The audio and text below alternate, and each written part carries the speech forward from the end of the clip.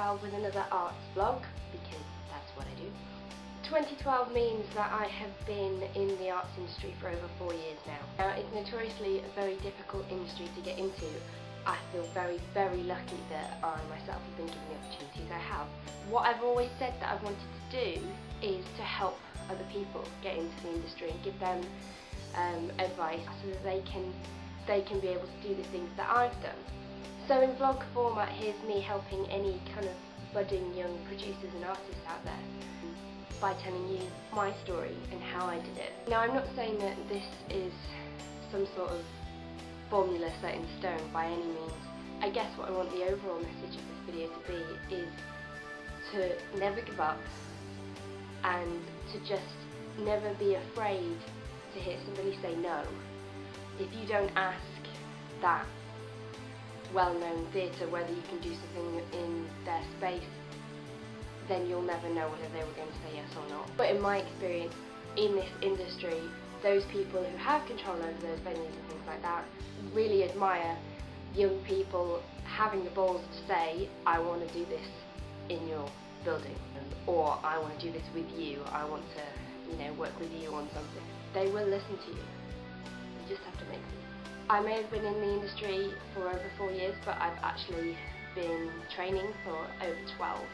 I started dancing when I was 10 years old, mainly hip hop and street dance, and then moved into contemporary and doing little bits of ballet and African and Latin and ballroom, and that has influenced me a lot because all those different styles have come to make a sort of freestyle choreography in my mind.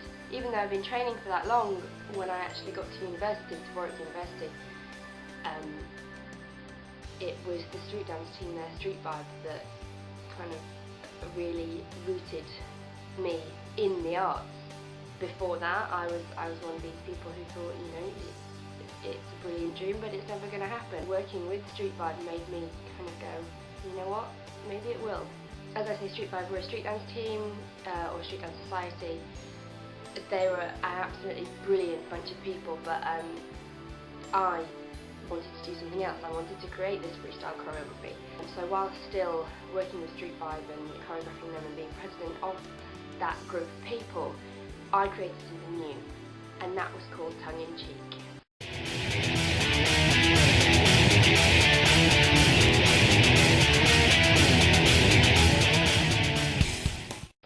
Tongue in Cheek came from what was, in my opinion, very weird thing at Warwick, where all the dance societies seemed to be very segregated. Urban dancers did their thing over there, and ballet stayed apart from them. It seemed really strange to me. We were all performers. We were all in the arts. I didn't understand why there was no connections there, other than just doing shows together. But still, in doing the shows together, they were separate pieces. So I wanted to bring all of that together. And I did that with the dance parade that Tongue in Cheek did in 2009.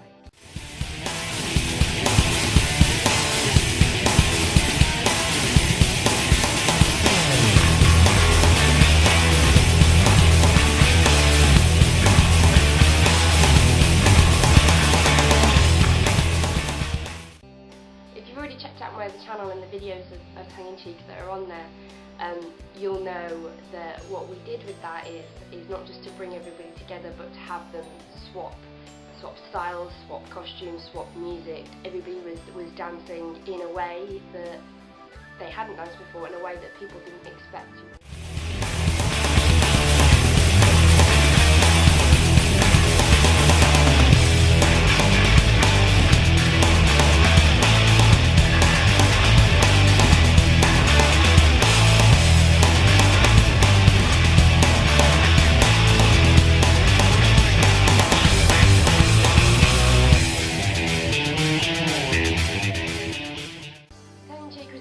Into a society. We did a very well received piece of dance theatre called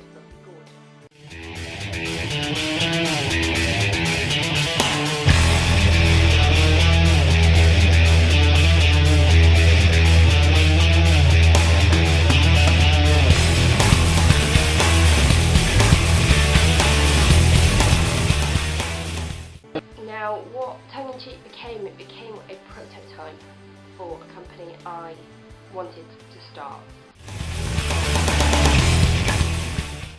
Broken Road kind of started with me and a very good friend of mine, Francesca Hughes, who's a fabulous graphic designer and photographer, and does a lot of videos and things like that. She created my portfolio and all of the branding for Broken Road, and also created a fantastic promo.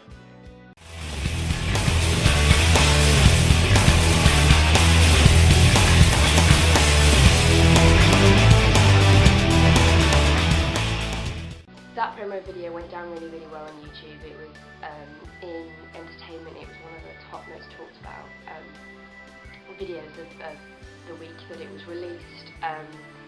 It's still gaining views, we've got over 3,000 views on that now, so that wasn't necessarily something I expected. Now, I was still at uni when we did this video, and in my third year doing a module called Drama, Performance and Identity. The exam for it was a performance exam, whereby we had to devise a piece of theatre, or rather a piece of performance.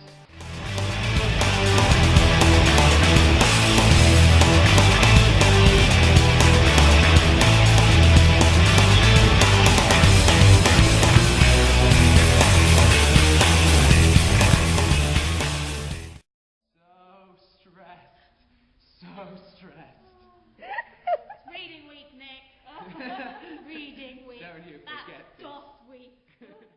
At the same time, I was also during the holidays coming back and working with the 24/7 Theatre Festival, and those two things made me fall in love with theatre all over again. So now in my mind, it wasn't just Broken Road is about dance, it was Broken Road is about art and all kinds of performance art.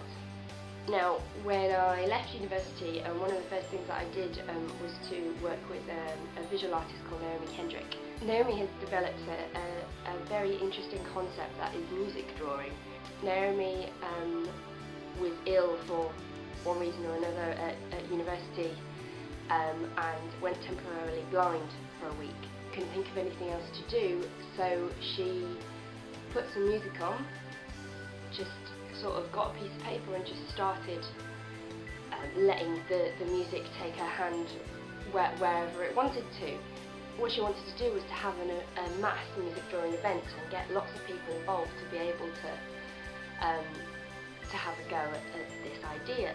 As part of the process for that, she was doing a journal whereby she would work with different dancers and musicians to see how they drew music and how the idea of it kind of resounded with them. So I was one of her dancers. We experimented with Naomi drawing whilst I danced to the music and responded.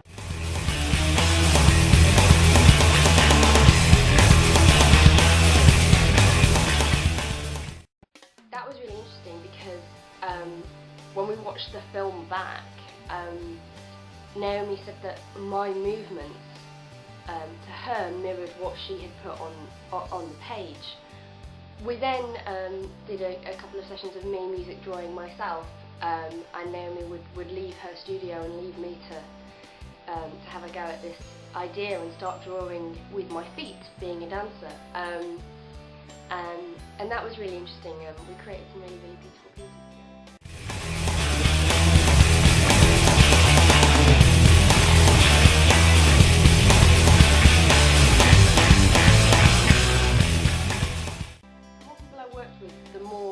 The ideas behind Broken Road developed.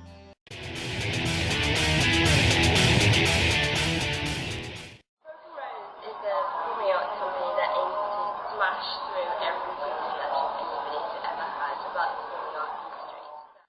It's looking to have people sort of look at the performing arts industry and take them for their talent rather than the look and aesthetic that has originally been accepted.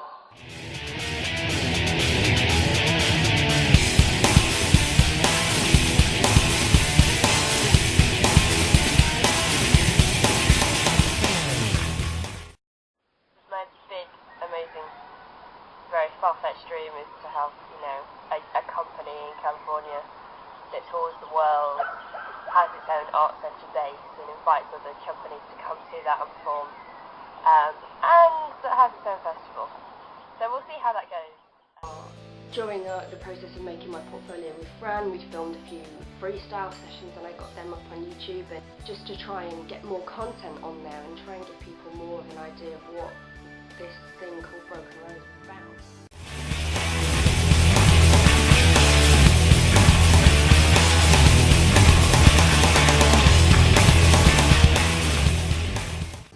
Then I really struck lucky.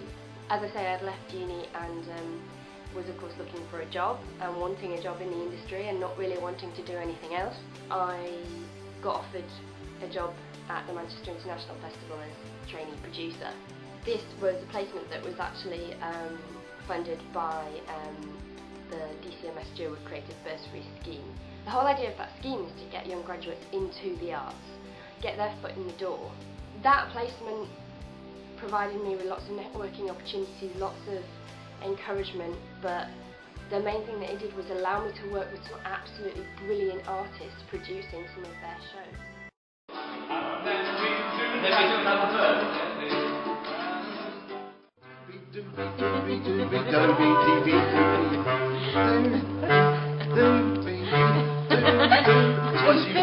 Not moving. That job really gave me the confidence to go out and go, okay, Broken Rose needs a show now.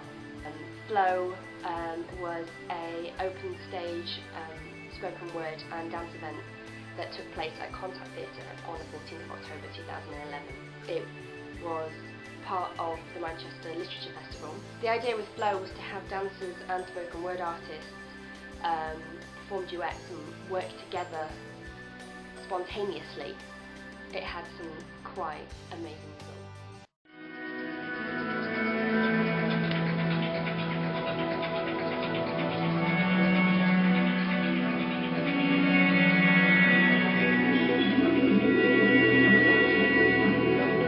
Creep, home, keep alone down alley, cracks deep, hungry tracks, bones hollow, slack, where weeping clouds mourn bricked up back streets. Funerals wait to attack. Wide black sleepless eyes breathe whispered blinks, seeping bruises, purple pinks. I was astounded by the crowd that was there. It was absolutely fantastic. We got some really good feedback, and hopefully we'll be moving forward on the idea very soon. Shortly after Flow, a short play that I'd written called Bitten was debuted as part of the Open Mind Collective's monthly show at TV21 in Manchester. We headlined that night and it went down really well. The show stars Francesca Smith, who plays a young girl called Raven, who has a rather unorthodox craving, shall I say. But a making of that show will come very, very soon, so please make sure you check that out. 24 hours after that show went live, and like I say, went really, really well. I had people coming up to me saying it was beautiful and that they really enjoyed it. 24 hours later, I got an email asking us to perform it a month later at another showcase in Manchester, which was for Light in the Dark Entertainment. He added the puncture marks later. That's how he did it. Not an extended bang inside. And he made me so fucking angry to make it look like it was one of us. My people aren't already thinking we're shifty enough anyway. Someone hadn't taught him, or rather, he hadn't managed to teach himself that it's not supposed to be like that. If you crave blood, it's not a victim that you want, but a lover. That was really lovely to have effectively a little tour going on with Bitten. That was our third show in the space of 2 months. It was absolutely fantastic. Incidentally, also at that showcase, the Light and Dark showcase, I was asked to perform some of my poetry. I'd never performed any of it before, but I thought I'd give it a go. I've been writing for a very, very long time. It felt really, really good.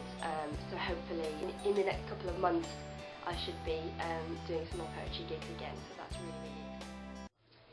His mother had always told him he had bedroom eyes, and when he walked in with his piercing gaze and feathery locks, Leda could see what she had meant. I'll make you a star, not stationary, but shooting. I'll make your limbs sparkle through the sky, but first let me sculpt my scene around you. She didn't know what he meant, but she let him move closer, longing for the devotion he had promised. And when the pain kicked in, and her eyes flushed with tears, she persevered. So what's next for Broken Rose? Well, I have a few ideas. One is a multimedia show. I don't think show's the right word, but all will become clear very soon. I have a video treatment in the pipeline, a couple more shows as well, a play and another cross arts event. I'm in the planning stages for those now. I'm also hopefully going to be working with another organisation on a film piece. More about that will be revealed very, very soon. I guess the final message that I want to leave you with from this video is to just keep at it if you want to have a career going in the same direction as mine's going. Don't be afraid, and don't let anybody ever tell you it's not going to happen, because if you believe in it enough, and if you work hard enough, it will.